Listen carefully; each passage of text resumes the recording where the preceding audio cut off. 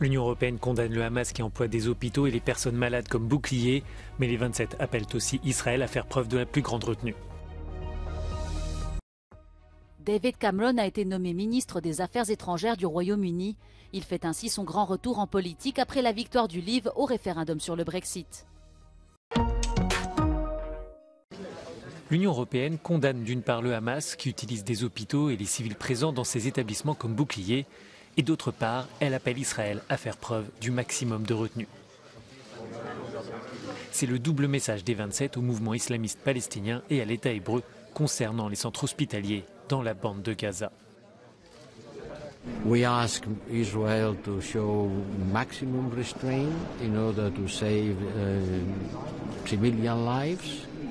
We condemn the use by Hamas of people at hospitals as shields, but also we express our concern for the dire situation of the hospitals that are being heavily affected by the bombing. Selon le Hamas, tous les hôpitaux dans le nord de la bande de Gaza sont désormais hors service à cause du blocus sur les carburants qui empêche les générateurs de fonctionner, ce qui prive les établissements d'électricité. Pour les 27 ministres des Affaires étrangères qui se retrouvent lundi à Bruxelles, la situation est inquiétante. Il faut voir ce qui se passe dans les hôpitaux à Gaza. Ce ne sont pas des champs de bataille. Et il faut écouter, à mon avis, les Médecins sans frontières, la direction de l'Organisation mondiale de la santé qui disent que les gens, les patients qui sont en station intensive, ils n'ont aucune chance. Il n'y a plus d'oxygène, il n'y a plus d'eau, il n'y a plus de médicaments, donc ces gens vont mourir. Mais les 27 sont divisés si l'Union demande officiellement de mettre en place des pauses humanitaires pour permettre d'acheminer les secours. Certains États membres, comme l'Espagne et la Belgique, souhaitent un cessez-le-feu, mais l'Allemagne ne veut pas aller jusque-là. Ich verstehe total den Impuls in dieser furchtbaren Situation, wo unschuldige Kinder, Menschen, Frauen, Mütter, Familien nicht nur so furchtbar leiden, sondern ums Leben kommen, verstehe ich den Impuls nach einem Waffenstillstand. Aber Impulse reichen eben nicht aus, um Menschen zu helfen, um wirklich Sicherheit und Frieden zu garantieren. L'Union européenne estime que tous les civils doivent pouvoir quitter les zones de combat. Elle juge aussi que les pauses humanitaires doivent pouvoir être mises en place immédiatement.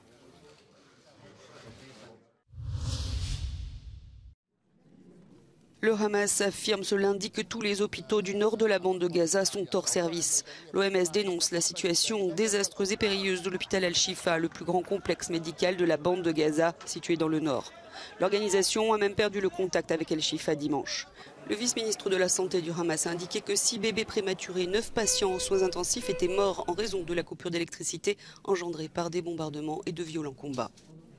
Les alliés d'Israël ont exprimé leur vive inquiétude après la publication de photos montrant des bébés prématurés laissés dans une salle d'opération au lieu d'être placés dans des couveuses. Israël affirme qu'il aidera à évacuer la trentaine de nouveau-nés de l'hôpital Al-Shifa vers un établissement plus sûr, tout en insistant sur le fait que la zone est une cible militaire légitime, le Hamas ayant sa base sous les bâtiments, ce que dément toujours l'organisation terroriste. L'armée israélienne affirme aussi avoir laissé du carburant près de l'hôpital Al-Shifa dans la nuit de samedi à dimanche. Elle a diffusé ces images montrant des soldats transportant des dizaines de jerrycans. Le personnel de l'hôpital aurait eu trop peur de sortir pour les récupérer. Les générateurs ne fonctionnent donc plus.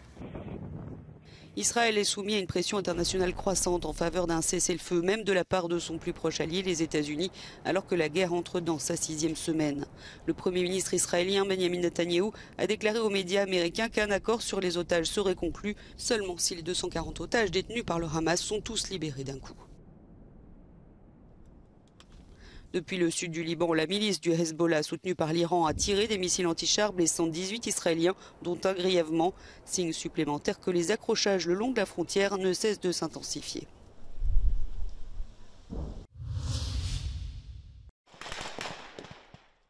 Les tirs des armes automatiques résonnent, des fumigènes sont lancés, les tranchées sont plus vraies que nature.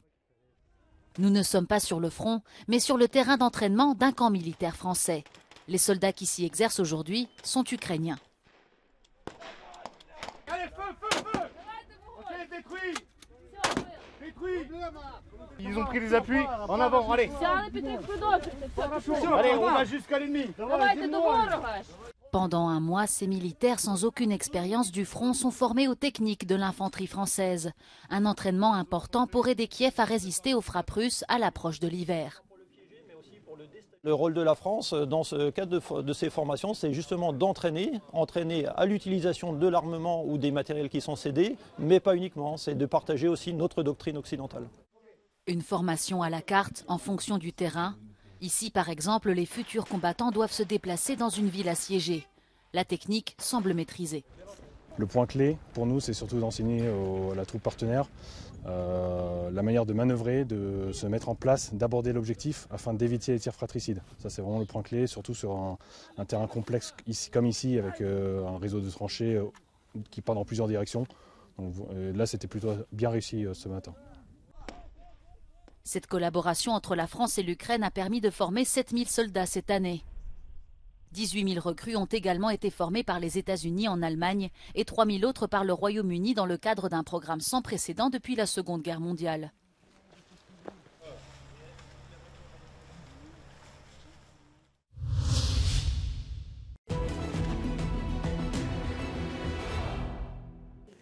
Ukraine appears to be intensifying attacks against Russian military, logistics and other high-profile assets in area areas in occupied Ukraine and in Russia. The Ukrainian main military intelligence directorate reported that Ukrainian partisans attacked Russian military headquarters in occupied Melitopol in the region of Zaporizhia on the 11th of November, killing at least 3 Russian Federal Security Service and Rosgvardia officers. A day earlier, the Military Intelligence Directorate said an attack by Ukrainian surface drones sank 2 Russian high-speed landing crafts off the western coast of occupied Crimea. On the 8th of November, Ukrainian partisans attacked a Moscow-installed proxy official in the Russia-occupied so-called Luhansk People Republic. Ukraine recently also struck a Russian military base in occupied Skadovsk, this is the region of Kherson, and Black Sea Fleet assets in Crimea. The Institute for the Study of War says Ukrainian forces have conducted a strike campaign specifically targeting occupied Crimea since summer 2023.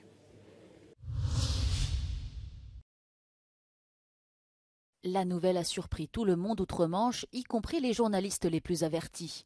L'ex-premier ministre britannique David Cameron a été nommé ministre des Affaires étrangères ce lundi. Âgé de 57 ans, celui qui avait déclenché le référendum sur le Brexit en 2016 a été nommé à la tête de la diplomatie britannique par Rishi Sunak. Dans une déclaration sur les réseaux sociaux, David Cameron a déclaré qu'il espérait aider le Premier ministre à faire face à ce qu'il qualifie d'ensemble redoutable de défis internationaux, notamment la guerre en Ukraine et la crise au Moyen-Orient. David Cameron avait quitté le pouvoir en 2016 après la victoire du Leave lors du référendum sur la sortie du Royaume-Uni de l'Union européenne à laquelle il était opposé. Il succède ainsi à James Cleverly qui devient ministre de l'Intérieur à la place de Suella Braverman, une figure controversée au sein du Parti conservateur, limogé après avoir formulé de vives critiques envers la police. Son retour dans le gouvernement risque de raviver des tensions entre pro- et anti-Brexit. San Francisco se barricade. La police fait place nette alors que les délégations sont en train d'arriver pour l'ouverture du sommet de la PEC. 21 pays bordant le Pacifique sont représentés au sein de la conférence des dirigeants de la coopération économique Asie-Pacifique, dont le grand concurrent des États-Unis, la Chine. La rencontre de mercredi entre les présidents Joe Biden et Xi Jinping est très attendue. Les États-Unis et la Chine sont 2 poids lourds de l'économie mondiale. À eux deux, ils produisent plus de 40% des biens et services de la planète. Et s'ils ne s'entendent pas, il y aura des conséquences. I think if the US and China fail to work out a functional relationship, the fact is that many global challenges will go neglected, whether we're talking about climate change or regional conflicts like the wars going on in the Middle East or Ukraine. If the two sides aren't talking and on stable terms, coordinating on such issues are impossible. Le commerce, mais surtout l'avenir de Taïwan seront à l'ordre du jour des discussions, de même que les guerres au Proche-Orient et en Ukraine. Ce dimanche, des centaines de personnes ont justement manifesté à San Francisco en solidarité à Gaza et contre les politiques économiques néolibérales. Pas certain que leur message soit entendu quelques kilomètres plus loin. L'asphalte n'a pas résisté. Sur des images amateurs tournées dans le sud-ouest de l'Islande, on distingue une route détruite. Le déplacement de magma sous la croûte terrestre entraîne soulèvement de terrain et séisme. Plus de 590 tremblements de terre ont été enregistrés dans la nuit de dimanche à lundi. Les habitants craignent une éruption comme celle qui a frappé l'île en juillet. Oczywiście, że to nie jest wspaniała sytuacja, ale powiem tak, że jestem maksymalnie spokojny. Po prostu taka sytuacja jest, że nie wiem, co będzie dalej i to jest chyba najgorzej. W zeszłym roku kupiliśmy dom.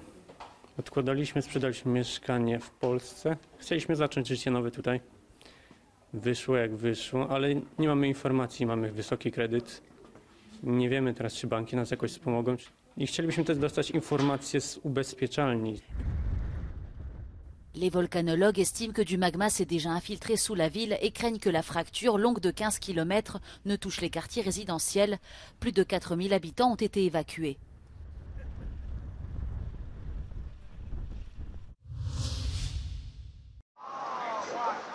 La célèbre basilique de la Sagrada Familia à Barcelone a fêté la fin de la construction des tours des évangélistes. Pour célébrer l'événement, l'archevêque de Barcelone, Juan José Omelia, a béni dimanche après-midi ces structures situées dans la partie centrale de l'édifice qui ont ensuite été illuminées pour la première fois. La première pierre du monument a été posée il y a 141 ans. La construction de cette basilique, imaginée par le célèbre architecte Antoni Gaudí, devrait s'achever d'ici une dizaine d'années, la pandémie de Covid-19 ayant retardé l'achèvement du monument.